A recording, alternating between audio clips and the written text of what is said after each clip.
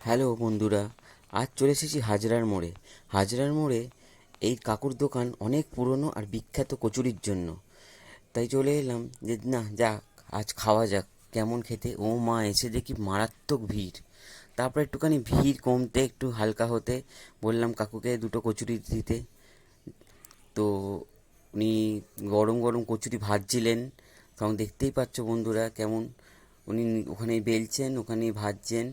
আর মারাত্মক মানুষের ভিড়। কেউ কচুরি নিচ্ছে, কেউ জিলিপি নিচ্ছে, কেউ মালপোয়া। তো অনেক কিছুই পাওয়া যায় দোকানটাতে।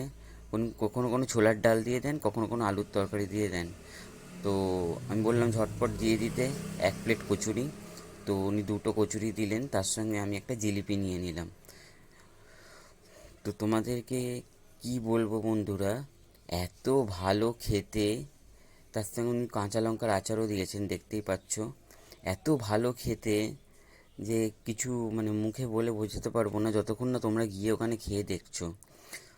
আর দাম মাত্র 7 টাকা। হ্যাঁ, শুনলে অবাক হয়ে যাবে, মাত্র 7 টাকা 1 পিস। কিন্তু ভিতরের স্টাফিংটা একটু পুরোটাই ডাল, হিঙের কচুরি, খুবই ভালো খেতে।